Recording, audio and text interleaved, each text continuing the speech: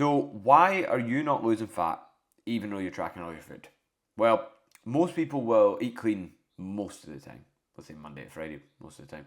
And they'll track their food and they'll be doing everything right, but their physique still looks the same. And that's what we're going to talk about today, because I've seen this with clients time and time again. They feel like they're doing everything right and nothing's changing. Now, this could be down to the fact that when you're dieting over time, the amount of calories you burn at rest is going to go down. Automatically, your body is going to get a little bit lazier as well. Like, you'll find yourself sitting more where you would usually stand. Your body will find a way to burn less calories. So what can happen is, if you've got X amount of calories coming in and X amount of calories going out, the amount of calories that you're like expending can come down to match what you're putting in, and then you end up at this stalemate, right? And that's why when you're dieting, we need to make these changes over time. We need to adjust your diet as we go through, or adjust your output. So if we're at the stalemate here, we can either adjust your output, adding in some cardio, some extra steps that we intentionally mean to do, or we can reduce the input by reducing the amount of food that goes in. So we kind of have to rule that out first, because that can happen and it will happen when you're dieting. But as a coach, it's my job to obviously look at the potential reasons that this has been happening, or the potential reasons for the stalemate, for the plateau. And a lot of the time, when it comes to tracking food, tracking calories, or even meal plans as well, there can be inaccuracies. People just aren't doing it right. And that might be a conscious thing where you're like nibbling on biscuits or something like that and you're just deciding not to track it, or it might be an unconscious thing where you're making mistakes. So today, in this video, I'm going to go into the finer details on how to track your food and hopefully cover everything that you need to know about tracking your food. Now, the first thing that I've obviously already mentioned is you need to be honest with yourself. There's no point in kidding yourself on. If you're going to calorie track, if you're going to macro track, or even if you're going to stick to a meal plan, as I say, like there's no sense in kidding yourself on. There's no sense in having that odd biscuit and just pretend it didn't happen. There's no sense in having like even a piece of fruit or something that's like 100 calories and saying, oh, it's just a banana. Like, it is just a banana, but that banana has calories, and those calories add up. It doesn't matter whether it's a healthy food or an unhealthy food, those calories are still going to count towards your total calorie intake for the day, and that's obviously going to go towards the balance of calories in versus calories out, and then that's going to dictate whether or not you lose body fat. So you need to be real with yourself, and you need to make sure that there aren't things that you're missing. So what I'm going to do is, I'm actually just about to make my breakfast. You guys have probably seen me make my breakfast about 100 times now, but we're going to go over it and I'm going to show you exactly how I'll track my first meal of the day.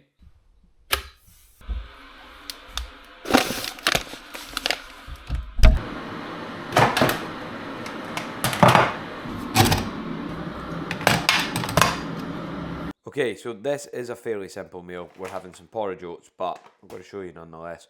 So we're going to put the container on the scales, set the scales to 0, and then we're going to pour the oats in. So I am aiming for 80 grams here, which is going to be really hard with one hand.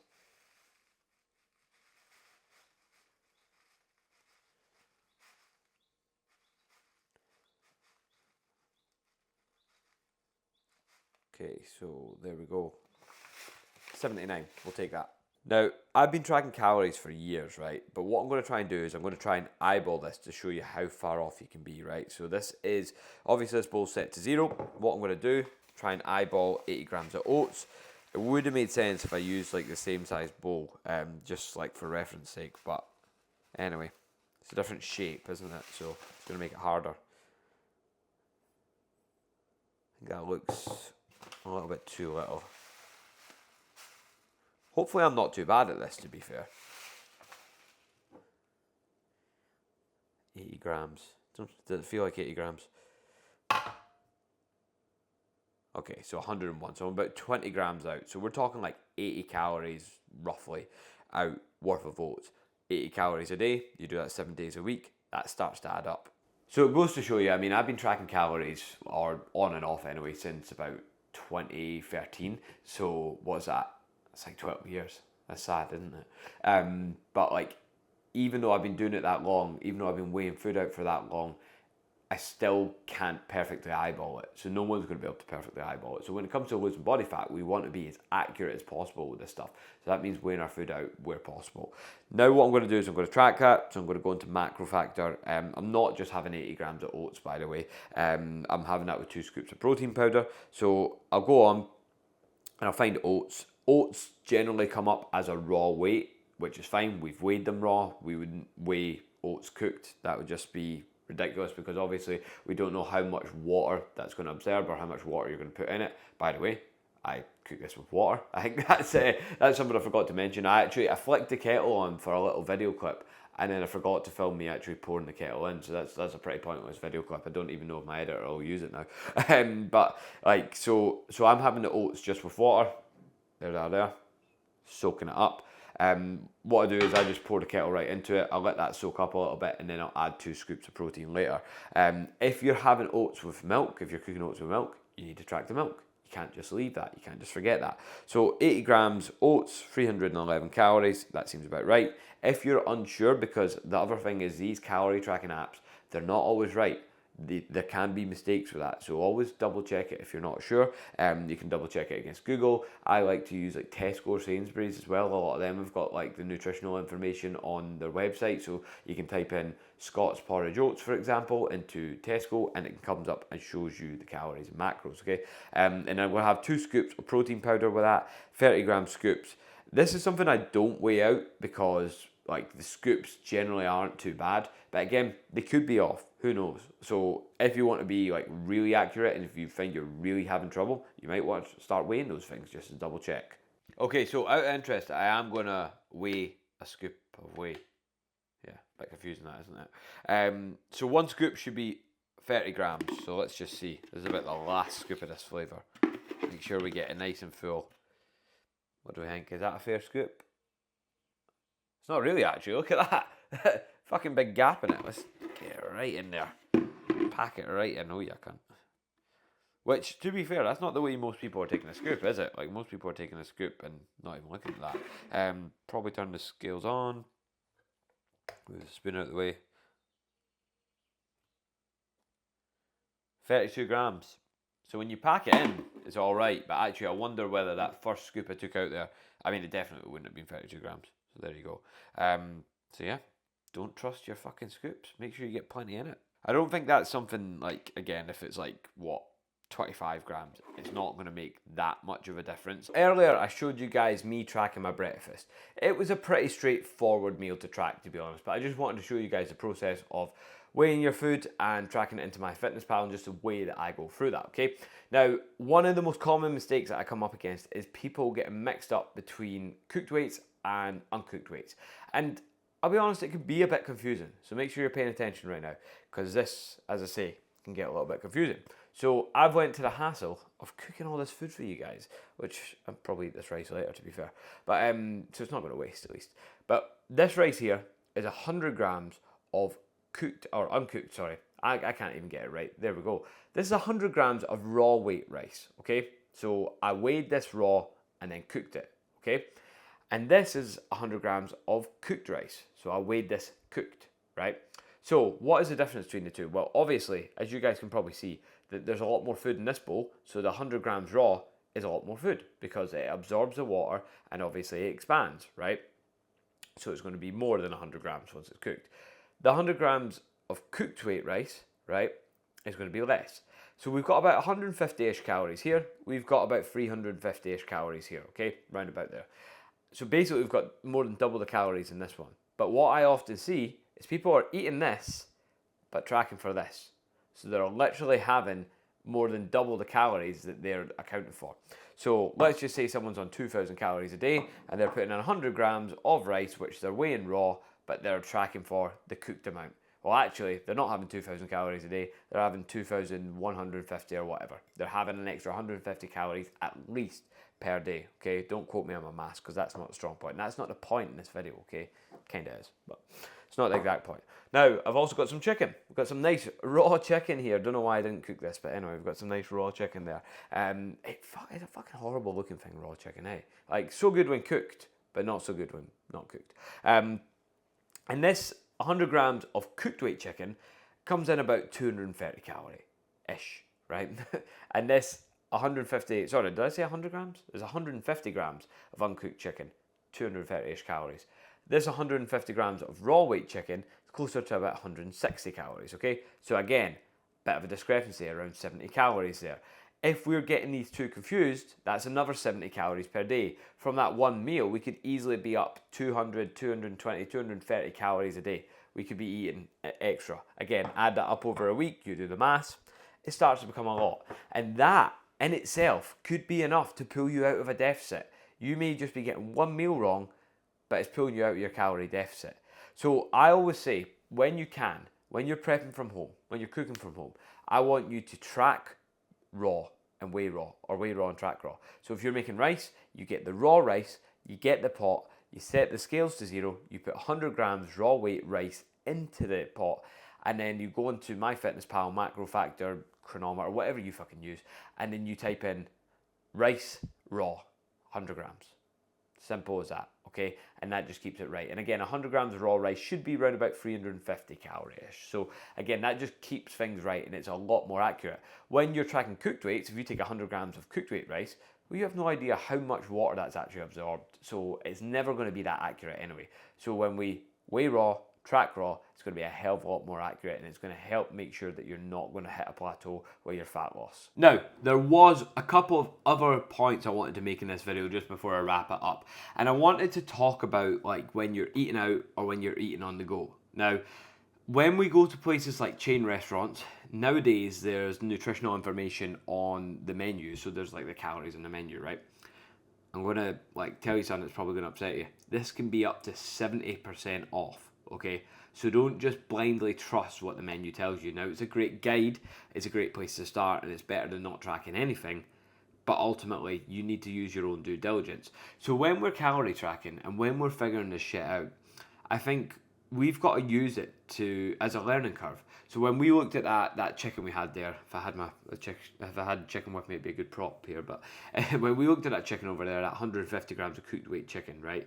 We know that's about 230 calories. And if you get to know your portion size, if you get to be able to eyeball it, like I know I proved earlier eyeballing's not that accurate, but let's just say, if you know roughly what that looks like, you can look at the food on the plate and the calories and macros that this restaurant's provided you, and you can look at it and be like, that doesn't look like that much chicken. You're saying there's 40 grams of protein in that meal. It doesn't look like there'll be 40 grams of protein in that meal. So you can start to use their calories as a basis and make your own educated guess based on that. Now again, if you have no idea whatsoever and you're new to this, then yeah, just use the calories on the menu. It's a place to start. But ultimately, tracking calories and tracking macros and being able to see what's in food, that is like a skill that you'll build on over time.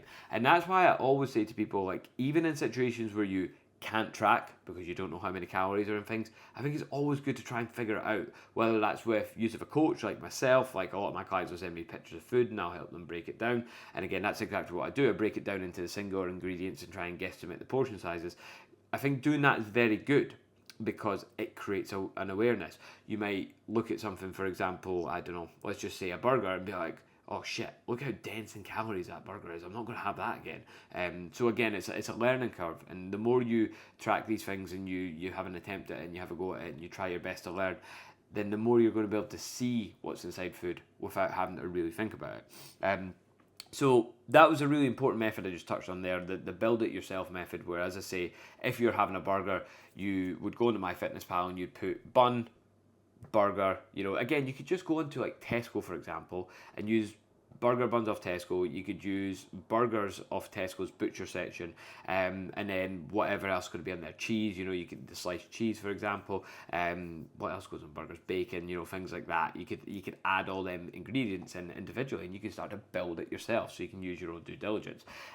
Again, what I like to do in this situation is I don't want to be sitting there on MyFitnessPal at the dinner table and all my family is looking at me like, what the fuck is this weirdo doing? Probably think I'm a weirdo anyway, to be fair. But like, what I'll do is I'll just take a quick picture and just pretend I'm being a different kind of weirdo, the kind of weirdo that posts their food on social media. And I take a picture and then I'll go back and I'll track that afterwards.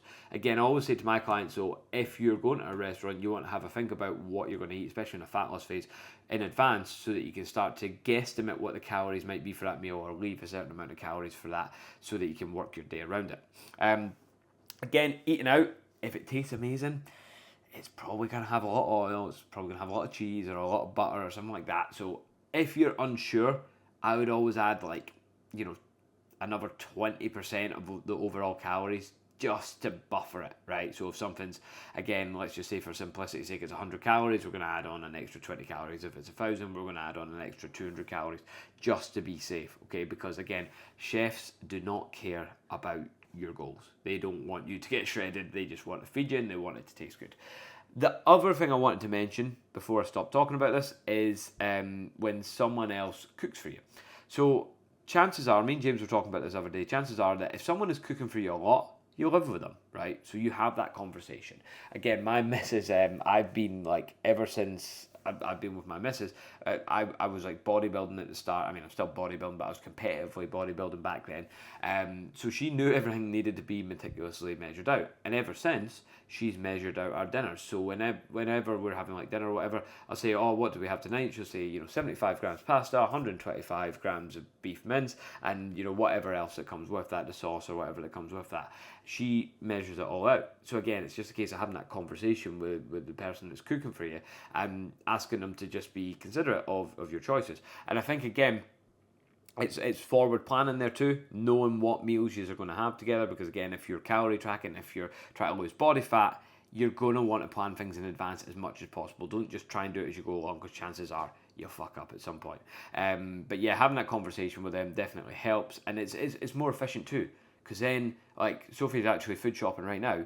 She knows exactly how much mince to buy, how much pasta to buy, how many potatoes to buy, and then we're not wasting food. Because as a family, we know how much, roughly, portion size people are going to have. Some people might think that's weird, but I don't think it's weird. I think it's efficient, and I think it saves a lot of food wastage. It really, really surprises me, when I'm maybe at someone else's house, and they're like, oh, I've made too much pasta. And I'm like, how? How do you make too much pasta? That doesn't compute for me. So yeah, and it's kind of setting the expectation for them as well. Sometimes you may have to guesstimate it just like you would at a restaurant, pretty similar thing. If your granny makes you something, for example, I'm not talking my granny into weighing out food for me. That's not going to happen. So, sometimes you may just have to do that, but it's pretty much the same thing. And again, something I've done in the past as well is use those restaurant calories that I was saying are inaccurate, and sometimes use that again as a basis. If my granny makes me lasagna, for example, and I look at, Ask Italian's menu and I get the lasagna off that, then, that gives me a place to start. It's better than not tracking at all. Anyway, and that's kind of, again, I think a lot of people think they're on 2,000 calories a day when in reality they might be closer to 3. And it comes down to being honest with yourself, making sure you're tracking every little thing. Biscuits in between meals, any little snacks at all. I'm bad for doing it with fruit. I'll pick up a few grapes and I'll be like, it doesn't matter. It does matter. All starts to add up. If I have a few grapes here, have an apple there, I have a few blueberries here, although they're healthy foods, they all start to add up.